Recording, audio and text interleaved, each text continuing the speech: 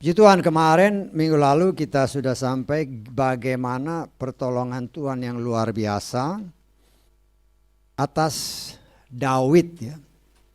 Sehingga ketika Saul mengejar Daud di dalam 1 Samuel 23, ya saudara baca nanti di dalam ayat 26 dan seterusnya,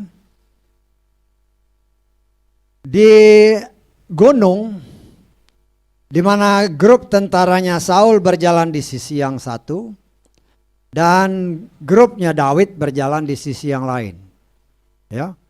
Jadi secara perhitungan manusia, dia akan bertemu di satu titik. Kalau bertemu di satu titik, pasti terjadi peperangan. Ya. Nah, saya percaya Tuhan tidak mengendaki dua orang. Yang satu pernah diurapi, yang satu diurapi, kemudian bentrok. Dan terlebih lagi mereka masih ada ikatan keluarga. Dan mereka juga masih satu bangsa, keturunan dari Yesrael ataupun Yakub ya. Dan cara Tuhan untuk membela, cara Tuhan untuk mencegah terjadinya pertempuran. Ya, ada kabar yang diberitakan kepada Saul, bangsa Filistin menyerang tanah Israel. Nah, akhirnya bangsa si Saul menarik diri. Ya. Nah, itu kan cara Tuhan. Ya. Nah, ketika kita berbicara seperti ini, saudara dan saya harus ingat ya, Saul dan Daud sama-sama diurapi. Ya. Tetapi karena ketidaktaatan daripada Saul, ya, maka roh Bapa Yahweh mundur daripada Saul. Saul tahu bahwa roh Bapa Yahweh meninggalkan dia. Tetapi dia tidak pernah mau merendahkan diri untuk memohon ampun kepada Tuhan. Enggak pernah. Ya, kita harus lihat seperti itu. Saudara dan saya juga adalah anak-anak Tuhan yang diurapi Tuhan. Kita masih bisa bikin dosa. Ya. Dosa kecil, dosa besar ya tetap dosa. Ya, nggak ada ini kan dosa kecil, nggak bisa. Dosa kecil, dosa besar dalam pandangan Tuhan ya tetap dosa. Tidak ada dosa yang bisa masuk ke sorga. Tetapi puji Bapa Yahweh karena kita diurapi Tuhan, diberi Roh Kudus. Ketika kita jatuh dalam dosa, maka Roh Bapa Yahweh akan berbicara dalam hati saudara. Paling sedikit hati kita akan rasa tidak nyaman. Ada sesuatu yang menuduh. Ya. Itulah pekerjaan Roh Kudus. Namanya aja Roh Kudus, artinya roh yang tidak menghendaki kita dicemarkan. Terlebih ya, waktunya kan sudah semakin singkat. Ya. Waktunya sudah sangat singkat. Nah, kita melihat segala sesuatu, kalau Tuhan sudah bilang waktunya diperpendek, maka kita harus semakin lebih mempercepat diri. Karena firman kan di dalam Roma pasal berapa? Pasal 9 itu kan. Ayat keberapa itu? Ayat ke-20. Roma pasal ke-9. Ayat ke-28 ya. Ayat 20 berapa? 28 ya. Seraya menggenapi firman itu dan mempercepatnya. Jadi itu Tuhan bekerja paralel dengan apa yang dia nyatakan.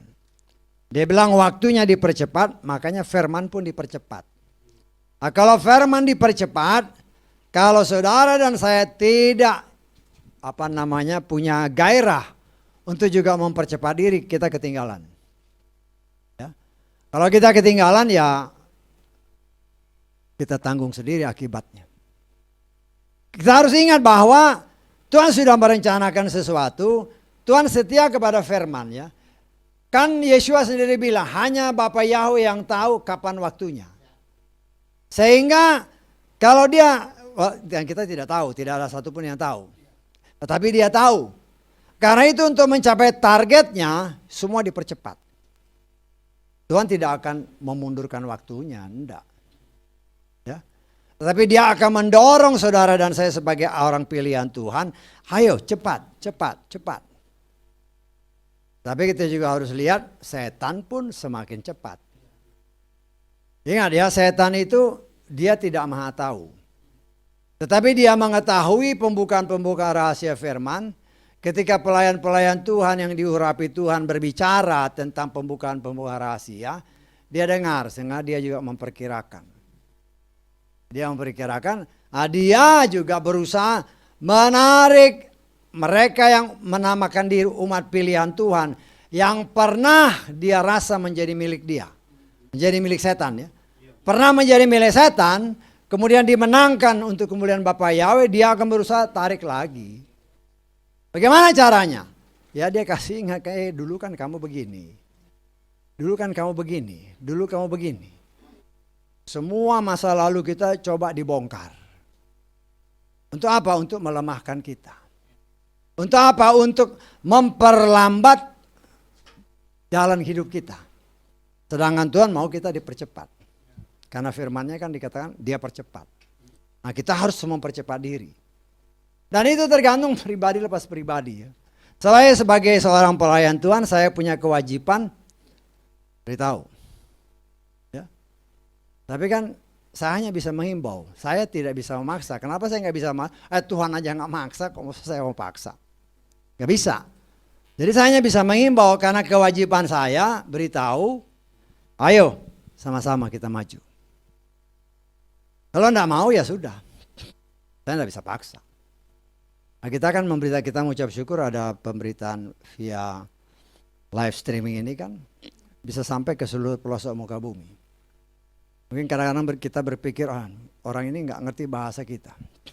Nah sekarang kan digital teknologi ini kan ada beberapa macam teknologi, salah satunya juga bahasa kan. Bahasa ini bisa dia robah. Orang lain bisa mengerti. Karena saudara harus ingat bahwa bahasa Indonesia ini termasuk salah satu bahasa yang paling besar di dunia ya. Jadi ya pasti ada terjemahannya. Sehingga ya kita bicara aja, agar itu bicaranya harus benar. Dan kita percaya ketika pernyataan Tuhan dinyatakan, Tuhan yang bekerja. Sehingga apabila dia berbicara, dunia ini tidak akan berakhir kalau Injil ini tidak sampai ke seluruh pelosok. Nah kita lihat kan beberapa ya kemarin pas acara Natal itu kan, ya di sini udah mulai banyak dilarang ya, udah macam-macam komentar lah. Tapi di Arab sana justru sebaliknya kan, orang jual alat-alat Natal segala macam. Ya, kita melihat ya, inilah kenapa? Karena Ruh HaKodes sudah bekerja sampai sana. Ya, saya menafsirkannya Ruh HaKodes bekerja khususnya di Indonesia sekitar tahun 70-80. Kenapa saya bilang begitu? Karena tahun itu ribuan persekutuan doa ada di Jakarta. Hampir di semua gedung pertemuan. Setiap minggunya itu penuh dengan persekutuan. Nah sekarang kan hampir nggak ada. Ya. Kenapa? Karena Roh HaKodes sudah menjamah sini ya dia berjalan terus. Roh HaKodes tidak akan tinggal terus di sini, dia berjalan terus. Yang artinya yang mau dengar ya oke puji Tuhan, yang nggak mau ya terserah. Nah mereka sekarang kan dulunya pada tahun-tahun yang seperti saya katakan tadi 70-80 di daerah Timur Tengah sana khususnya negara-negara Arab, bodoh. Gerejanya nggak bisa dibikin, orang mau ibadah nggak bisa, nggak bisa. Tetapi dengan kemajuan teknologi, mungkin orang belum bisa masuk ke sana untuk memberitakan Injil. Tetapi dengan perantaran teknologi seperti ini, semua orang kan bisa nangkep. Ya, semua orang bisa nangkep. Saya pernah dengar cerita dari salah seorang anak Tuhan, papanya Yosia. Papanya Yosia itu kan pelaut ya.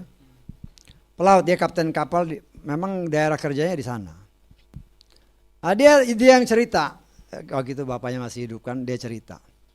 Di sana itu katanya, orang-orang Arab banyak dengar dari radio-radio. Walaupun di negaranya sendiri dilarang, tapi radio apalagi di tengah laut kan, nggak bisa dihalangi. Itulah cara Tuhan, karena biar bagaimanapun juga kita harus ingat, bangsa itu pun ada keturunan Abraham. Kan biar bagaimana kan Abraham punya anak namanya Ismail kan. Dan ingat Ismail itu penyembah Yahweh loh, bukan penyembah yang lain. Dia menyembah Yahweh karena dia akan dididik oleh Bapak Abraham. Ya, agama-agama yang sekarang ada kan, wah baru aja muncul. Kalau dahulu dia menyembah Yahweh, Ismail itu menyembah Yahweh. Dan kita lihat bahwa bangsa ini kan diberkati, itu memang kenyataannya begitu. Karena biar bagaimana itu pun mereka adalah tetap banyak yang keturunan Bapak Abraham. Sehingga kenyataannya sekarang kita lihat di sebagian besar Timur Tengah, ya saya baca bahkan di Arab Saudi yang begitu ketat, sekarang udah banyak orang yang bisa merayakan Natal segala macam. Hanya yaitu memang kesalahan perhitungan. Karena ini sudah menjadi tradisi yang mendunia, sehingga tanggal 25 dianggap sebagai hari kelahiran Yeshua. Salahnya di situ. Kita tidak menyalahkan, kita percaya Yeshua lahir. Itulah Natal. Tetapi kalau dikatakan tanggal 25 itu tidak sesuai karena tidak ada ayat yang menyokong. Karena tanggal 25 Desember itu tidak ada satupun hari raya Yahudi di antara 3 hari raya itu yang jatuh pada bulan itu, tidak ada. Ya, kenapa saya harus katakan 3 hari raya itu? Karena dalam 3 hari raya ini bangsa Yahudi pasti pulang. Pasti pulang. Itu kan sebabnya si Maria sama Yosef itu harus pulang ke sana dan hotel semua penuh. Itu harus jadi pertimbangan. Dan ternyata ketika kita menghitung berdasarkan jatah pelayanan si Zakaria, bapaknya si Yohanes Pembaptis, yaitu dari keturunan Abia, di situ bisa dihitung. Bisa dihitung ternyata Maria diperkirakan melahirkan sang juru selamat itu pada hari raya Tabernakel. Salah satu hari raya dari 3 hari raya yang besar. Ya, kan ada hari raya Tabernakel, hari raya Sukkot, ya. Itu semua bagian dari 3 hari raya yang dirayakan. Nah, menanggapi orang-orang ini ya yang gak jadi masalah. Mereka bilang ya kita seperti tadi ada yang ngomong kan, kita tidak merayakan, jangan bilang kita tidak merayakan Natal ya. Tetapi karena Natal itu hari kelahiran, cuman kita tidak mengimani bahwa Natal itu pada tanggal 25 Desember. Karena berdasarkan perhitungan ya, itu jatuh pada hari Tabernakel, September Oktober. Antara September Oktober. Ya. Nah, di sini kita melihat kenapa bisa begitu ya, itulah pekerjaan Roh Kudus. Semua mulai dibuka. Sehingga pengajaran-pengajaran yang salah itu diperbaiki. Ya. Nah, kita sebagai anak-anak Tuhan ya berkewajiban lah. Kalau orang nanya kan orang juga heran kan, kok kamu nggak ngerayain Natal? Nah, kita bisa jelaskan dengan hikmat ya. Berdasarkan perhitungan sesuai dengan kitab suci, hari kelahiran Yeshua itu harusnya pas sekitar bulan September Oktober. Ya, yang dikenal dengan hari raya Tabernakel atau hari raya Pondok Daun. Ya, atau Sukkot ya. Suka itu artinya kemah. Nah, di sini kita melihat, nah ini kan karena pekerjaan Roh Kudus. Segala sesuatu dipulihkan. Ya. Nah, kita mengucap syukur, nama Bapa Yahweh dipulihkan. Nama Yeshua dipulihkan. Ya. Terus perayaan-perayaan juga mulai dipulihkan. Diperkirakan ditetapkan oleh Raja Konstantin. Ya, itu diperkirakan ya berdasarkan sejarah ya dia yang tetapkan. Karena ini ada hubungan dengan sebenarnya hari raya penyembahan berhala. Ya. Dan karena mereka mengawinkan antara agama pemerintah dengan agama Nasrani atau pengajaran-pengajaran waktu itu. Sehingga untuk menarik orang Nasrani dan juga pemerintah pada waktu itu sudah mulai percaya kepada Yeshua. Akhirnya mereka menetapkan satu hari, oke, kita merayakan hari hari Natal itu tanggal 25 Desember.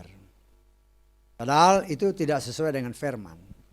Nah, kita kan harus berpatokan semua kepada firman. Patokannya kenapa nama Abia disebut? Berarti ada sangkut pautnya dengan Abia. Abia ini adalah leluhurnya si Sakaria. Nah, dari situlah dihitung. Kenapa harus dari situ?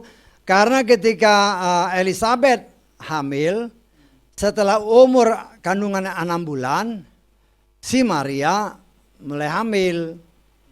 Nah, dari situ kita bisa perkirakan memang jatuhnya sekitar bulan Tisri itu ya, bulan September Oktober. Ya, kelahiran Yeshua, hari raya Tabernakel. Hari raya di mana Sang Juru Selamat tinggal di dalam kehidupan kita. Oke, nah sekarang kita melihat ya.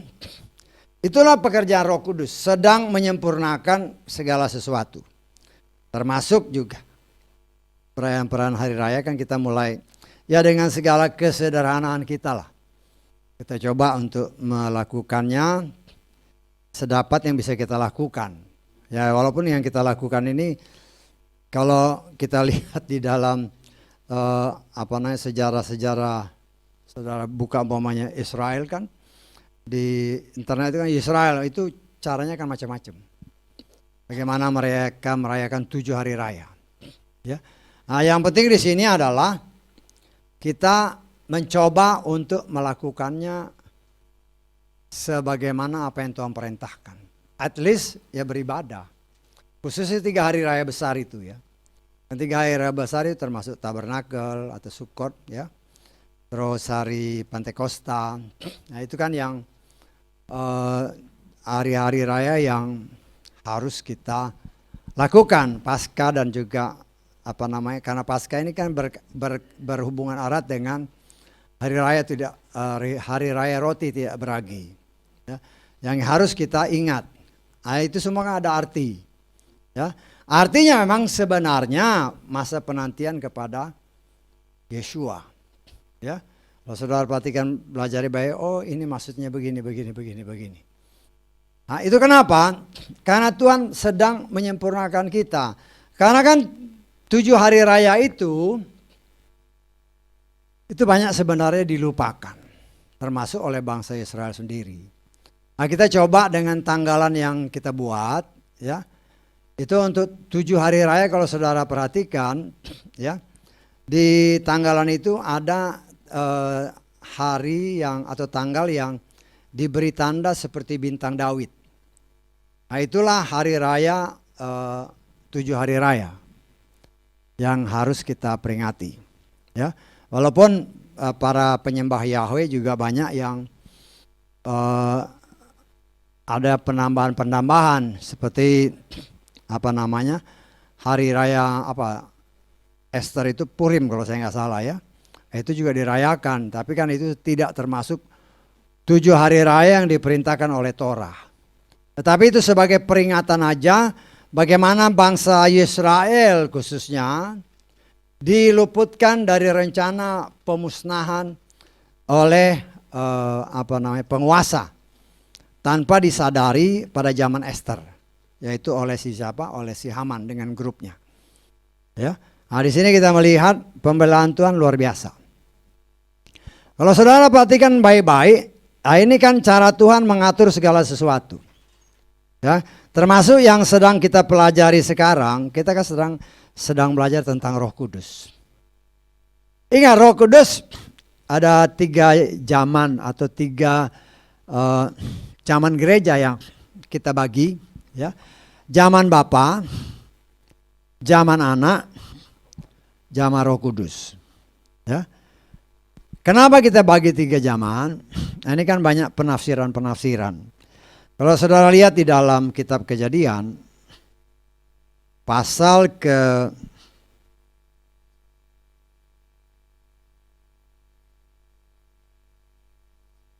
ke-6 ya.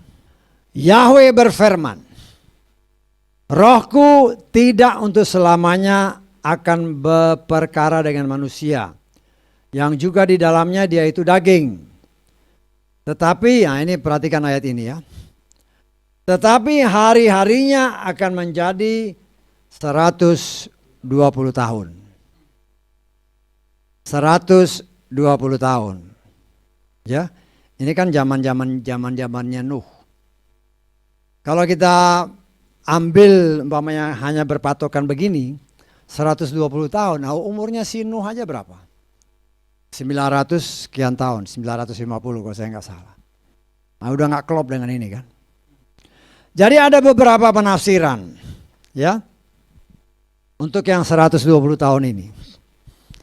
Ada yang menafsirkan 120 tahun ini adalah waktu yang dibutuhkan oleh Nuh atau Noah untuk memberitakan Injil ketika dia juga sedang membangun bahtera. Jadi dibutuhkan sekitar 120 tahun. Mungkin saudara pikir, kok lama banget bikinnya. Saudara pernah nggak terpikir bagaimana dia membuat perahu pada zaman itu? Alatnya tidak, ya kita tidak tahu lah alatnya secanggih apa. Ya. Tapi dia motong kayu umpamanya mungkin 10 kali pelukan kita, bagaimana dia motong? Bagaimana dia motong? Dia potong, katakanlah dia bisa potong. Kemudian bagaimana dia bisa motong jadi papan-papan? Nah, ini kawan pasti ada suatu teknologi yang pernah ada waktu itu. Sehingga Salomo berbicara, ya, yang sekarang ada, dahulu sudah ada. Betul nggak? Dan saya juga dengan firman itu, kan salah satu teknologi yang sedang dikembangkan kalau apa yang saya dengar dari media sosial ya. Salah satu teknologi yang ada yang sedang akan dibentuk adalah memecah DNA. Saudara pernah dengar itu? Memecah DNA. Ya. Artinya, umpamanya saya punya DNA, dari sperma itu dipecah. Sebagian saya, sebagian siapa? Kemudian, saudara pernah lihat umpamanya sekarang yang masih ada lah kayak di Mesir, gitu, Sphinx. Sphinx itu kan apa? Sebagian kepalanya manusia atau kepalanya binatang. Iya kan? Pokoknya sebagian binatang, sebagian manusia. Betul nggak? Kan sering juga lihat di film-film umpamanya anak-anak itu kan, sebagian kepalanya manusia, kakinya kaki kuda. Kalau saya melihat itu, dengan rencana teknologi yang sekarang sedang atau nantinya akan diterapkan, kalau DNA dipecah, bisa aja sebagian DNA manusia jadi disatukan dengan binatang. Bisa ditangkap. Sehingga jadilah apa yang kita lihat itu di Mesir, sebagian binatang, sebagian manusia, itu akan terjadi sekarang. Artinya teknologi dulu itu sudah ada. Karena firman Tuhan kan yang menyatakan. Tapi teknologinya ini. Jadi dunia baru segala macam itu. Tapi kita tidak mengimani itu, ketika itu kita tinggal lihat dari atas, oh iya benar ya. Itulah yang kita imani ya. Kita sudah diangkat semua. New world order. Semua dikendalikan oleh the beast. Di sini kita melihat ya. Kembali lagi kepada yang ini tadi. 120 tahun. Ya, 120 tahun. Penafsirannya salah satunya itu. Nuh membangun bahtera selama 120 tahun. Waktu dia bangun dia beritakan Injil. Tapi orang gak percaya. Karena hanya keluarganya aja yang selamatkan. Nah, penafsiran yang lain, ya, penafsiran yang lain 120 tahun ini adalah maksud dalam penafsiran itu 120 tahun Yobel. 1 tahun Yobel itu sama dengan 50 tahun. Tahun Yobel itu 50 tahun. Nah 120 dikali 50 itu 6.000 tahun. Nah, dari sinilah ada penafsiran tahun Bapa 2000 tahun, tahun Anak 2000 tahun, tahun Roh Kudus 2000 tahun. Tapi harus diingat ya, itu bukan berarti ada 3 Tuhan ya. Masanya namanya kan orang kan mencoba menafsirkan. Zaman Bapa adalah zaman pemulihan atau penciptaan. Dari zaman Adam sampai Abraham itu 2000 tahun. Ya, itu kan pemulihan segala sesuatu. Ya, kenapa saya katakan pemulihan? Karena Kejadian 1 ayat 1 dikatakan pada awalnya Tuhan menciptakan langit dan bumi. Artinya kalau Tuhan ciptakan semua sempurna. Saya tangkap ya. Pasti kan sempurna. Tapi kemudian ayat kita lihat aja deh. Pada awalnya Elohim menciptakan langit dan bumi. Kalau dia ciptakan pasti sempurna. Tetapi ayat kedua tiba-tiba bumi menjadi tak berbentuk. Loh kenapa? Itu harus jadi pertanyaan. Kenapa? Dunia tidak berbentuk dan hampa. Kegelapan ada di atas permukaan samudera. Roh Elohim mengeram di atas permukaan air. Kenapa? Dari situlah kita menafsirkan. Bukan saya aja, tapi banyak orang menafsirkan. Antara Kejadian 1 dan Kejadian 2. Disitulah terjadi pemberontakan. Yang namanya tadinya Lucifer. Ya Lucifer kita harus ingat ya. Dulu dia namanya Lucifer atau Hillel ben Sakar. Itu sama aja artinya. Ya. Tetapi setelah dia jatuh, tadinya dia Lucifer, tadinya dia Hillel ben Sakar, setelah dia jatuh, namanya bukan lagi Lucifer. Namanya bukan lagi Hillel ben Sakar, tapi namanya siapa? Setan. Setan. Jadi kalau saudara bilang setan, jangan lagi bilang Lucifer. Jangan lagi bilang Hillel ben Sakar. Karena dia tidak lagi pembawa terang. Saya bilangnya si setan, si jahat. Saya tangkap ya. Kadang-kadang kan karena kita belum mengerti ya. Karena Lucifer itu arti katanya lux atau luxis dalam bahasa Latin artinya terang atau cahaya. Fere, kalau saudara ingat fere, ada feri. Fere itu artinya membawa. Karena itu disebutkan feri. Feri itu kan menyeberangkan, bawa orang dari satu tempat ke tempat lain. Jadi Lucifer itu sendiri artinya pembawa terang. Tapi kalau seandainya saya ngomong, Yeshua itu Lucifer, saudara kan pasti berontak. Kenapa? Karena orang nggak ngerti. Kalau saya katakan saudara ngomong di luar sana, weh Yeshua itu Lucifer.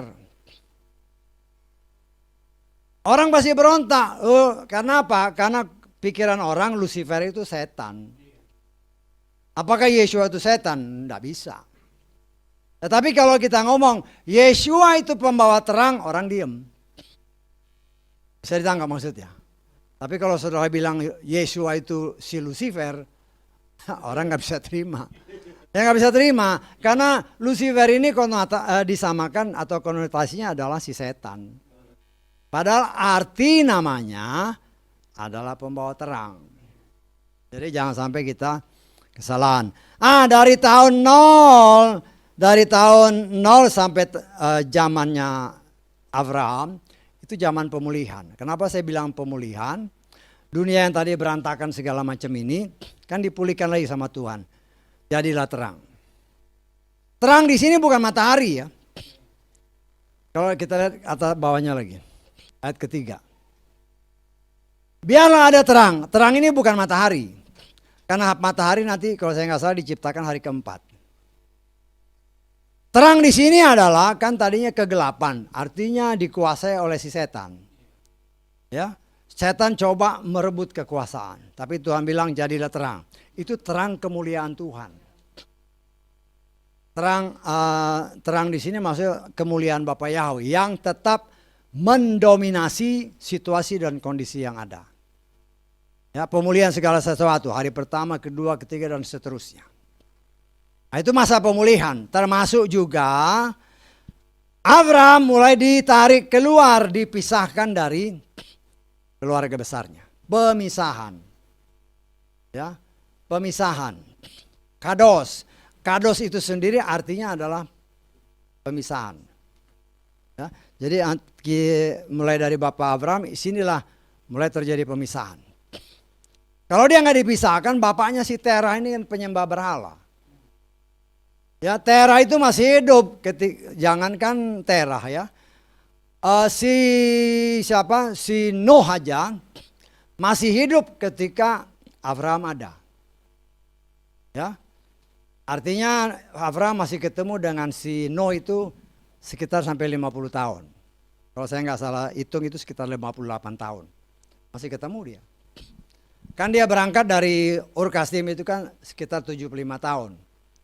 Jadi dia masih lihat si Nuh meninggal, waktu dia umur 75 tahun, Tuhan suruh keluar. Nah, dari zaman 2000 tahun pertama, itu zaman Bapa, zaman pemulihan. Kemudian zaman anak, dari zaman Abraham sampai zaman Yeshua. Berbicara anak, ada tertulis, Yeshua itu adalah firman. Ya. Firman mulai diturunkan secara tertulis melalui Musa dengan 10 hukum. 10 hukum yang Tuhan sendiri yang tulis dengan tangannya kan.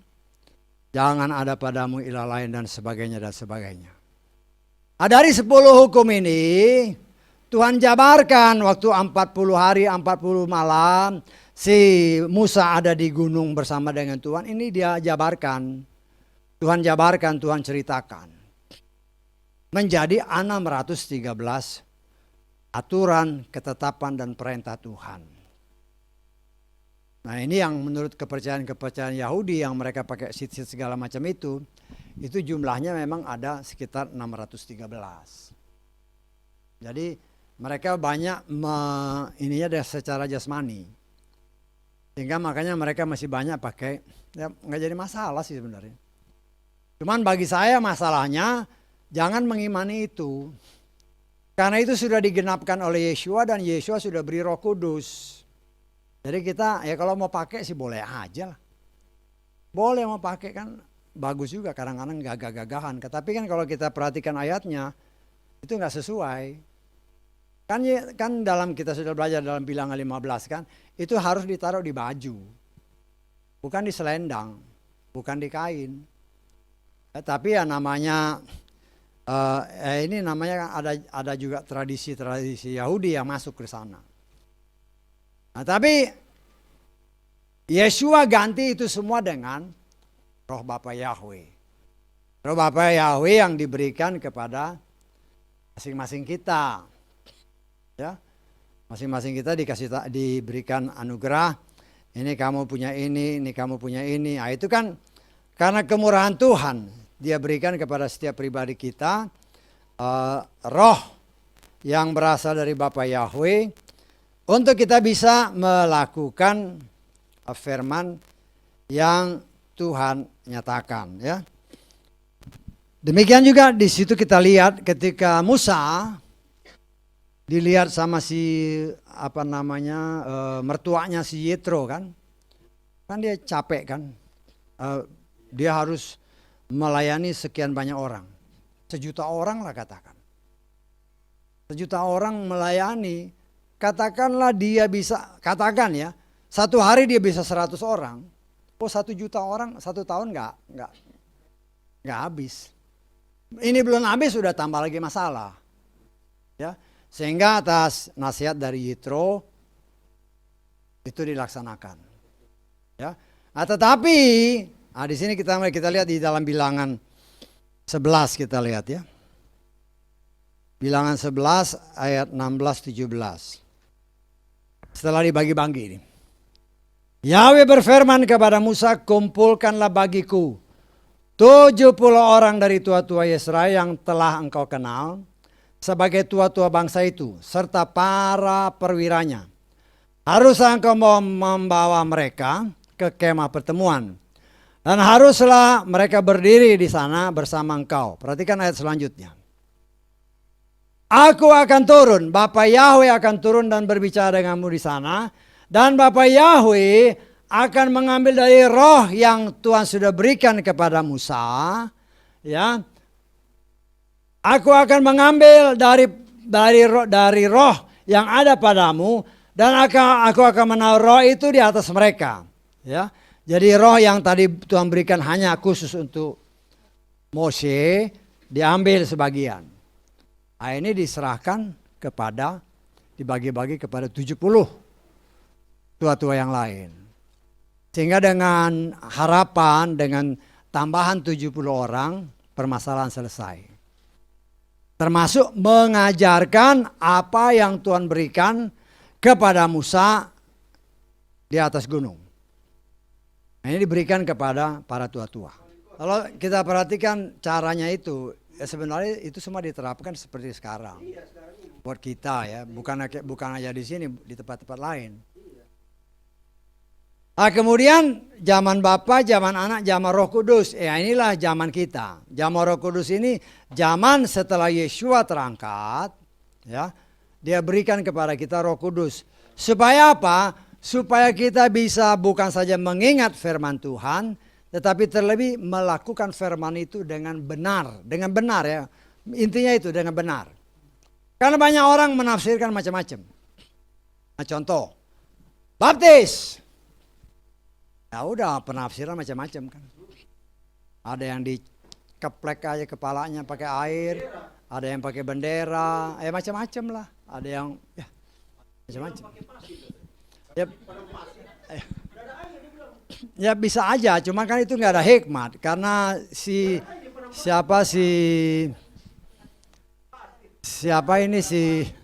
Filipus. Si Filipus itu kan juga di padang pasir, cuma ketika lihat air banyak, kita ke sana.